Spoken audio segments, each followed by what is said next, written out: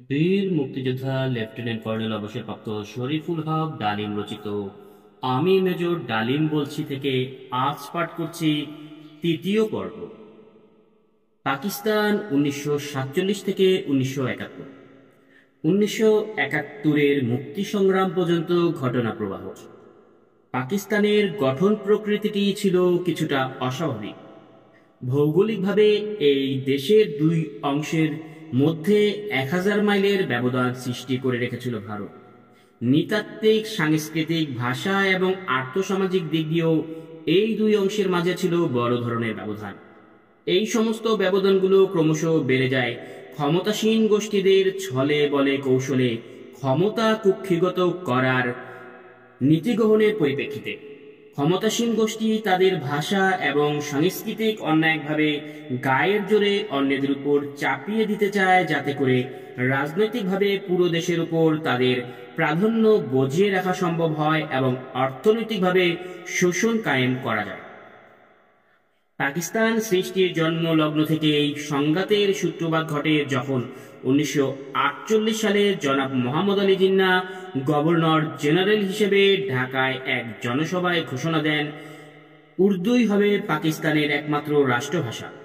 তাৎক্ষণিকভাবে এর প্রতিবাদ জানানো হয় বাংলা ভাষাভাষী জনগোষ্ঠীর পক্ষ থেকে, যা পরবর্তীকালে জাতীয়তাবাদী চেতনার উন্মেষ ঘটাতে সাহায্য করে। এরপর 1952 সালে ভাষা আন্দোলনের সময় রক্তের বিনিময়ে পূর্ব বাংলার জনগণ তাদের মাতৃভাষার মর্যাদা অক্ষুণ্ণ রাখার দৃঢ়তা ব্যক্ত করে, যার ফলে পাকিস্তানের শাসক গোষ্ঠী বাংলা ভাষাকে রাষ্ট্রভাষার মর্যাদা দিতে বাধ্য হয়। 1954 সালে পূর্ব পাকিস্তানের জাতীয়তাবাদী চেতনার উদ্বুদ্ধ ইউনাইটেড ফ্রন্ট নির্বাচনে জয়ী হয়ে প্রাদেশিক সরকার গঠন করে, কিন্তু কেন্দ্রের ক্ষমতাসীনরা এদের হাতে ক্ষমতা দিতে নারাজ হয়ে নানা ধরনের কৌশল অবলম্বন করে তাদেরকে ক্ষমতা থেকে দূরে সরিয়ে রাখতে চেষ্টা চালায়। ফলে পূর্ব পাকিস্তানের রাজনৈতিক অস্থিতিশীলতা দেখা দেয়। একের পর এক সরকারের পতন ঘটানোর তামাশা শুরু করা হয় অতি চতুরতার সাথে, যার অজুহাতে পরে 1958 সালে জেনারেল আইয়ুব খান ক্ষমতা দখল করে দেশে সামরিক শাসন জারি করে।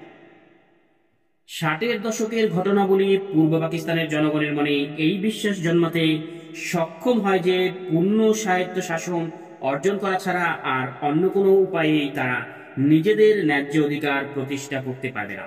সব ক্ষেত্রেই পূর্ব পাকিস্তানিদের উপর চলতে থাকে বৈষম্যমূলক আচরণ এবং পাকিস্তানের প্রতিষ্ঠিত কায়েমি স্বার্থবাদী গোষ্ঠীদের অবধারিতভাবে শোষণের ফলে অর্থনৈতিকভাবে পশ্চিম পাকিস্তানে পশ্চাদমুখী হিসেবে দেউলিয়া হয়ে পড়ে পূর্ব পাকিস্তান। 1961-62 সালে হামিদুর রহমান শিক্ষা কমিশন রিপোর্টে বিরুদ্ধে পূর্ব পাকিস্তানের ছাত্র সমাজের মধ্যে প্রচণ্ড বিক্ষোভের সৃষ্টি হয়। 1966 সালে স্বায়ত্তশাসন এবং ন্যায্য অধিকার অর্জন করার জন্য শেখ মুজিবুর রহমান ও তার দল আওয়ামী লীগ তাদের 6 দফা প্রোগ্রাম পেশ করে। এতে জাতীয়তাবাদী চেতনায় এক নতুন মাত্রা যোগ হয়। 6 দফা ছিল পাকিস্তানের অবকাঠামোর মধ্যে পূর্ব পাকিস্তানের জন্য পূর্ণ স্বায়ত্তশাসনের অধিকার আদায়ের দাবি। এতে ক্ষমতাশালী গোষ্ঠী আতঙ্কিত হয়ে ওঠে, শেখ মুজিবকে আগরতলা ষড়যন্ত্র মামলার সাথে জড়িত করে রাষ্ট্রদ্রোহিতার অভিযোগে কারাবন্দী করে। কিন্তু বাংলাদেশের সিংহপুরুষ মাওলানা আব্দুল হামিদ খান ভাসানী সারা দেশব্যাপী এক দুর্বার আন্দোলন গড়ে তোলেন, যার ফলে 1969 সালের ফেব্রুয়ারি মাসে আইয়ুব সরকার তাকে ও তার সহকর্মীদের বিনা শর্তে মুক্তি দিতে বাধ্য হয়। মার্চ মাসে পাকিস্তানের পূর্ব ও পশ্চিম দুই অংশেই আইয়ুব বিরোধী আন্দোলনের চাপে জেনারেল আইয়ুব ক্ষমতা ছাড়তে বাধ্য হন এবং তার স্থলাভিষিক্ত হন জেনারেল ইয়াহিয়া খান।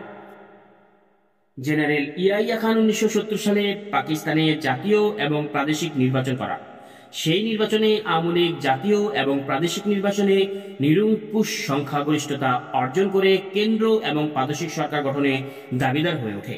কিন্তু সামরিক যান্ত্রা এবং পশ্চিম পাকিস্তানের ধূর্ত রাজনৈতিক নেতা জুলফিকার আলী ভুট্টোর যোগসাজশে আওয়ামী লীগের কাছে ক্ষমতা হস্তান্তর না করায় ফন্দিফিকি করতে থাকে। তাদের এ ধরনের কূটকৌশলের জবাবে পূর্ব পাকিস্তানের জনগণ এক অসহযোগ আন্দোলন শুরু করে।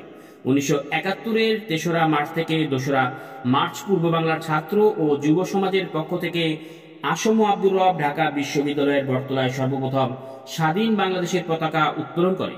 তার এই উদ্যোগে শেখ মুজিবুর রহমান জনাব রককে তিরস্কার করেছিলেন। এক চাক্ষুষ সাক্ষী আজও অনেকেই বেঁচে আছে।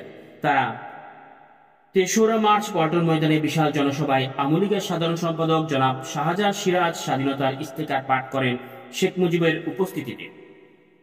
অপ্রত্যাশিত এই ঘটনার ফলে শেখ মুজিব ক্ষুব্ধ হন এবং সভা শেষে শোভাযাত্রার নেতৃত্ব দিতে অসম্মতি জ্ঞাপন করেন।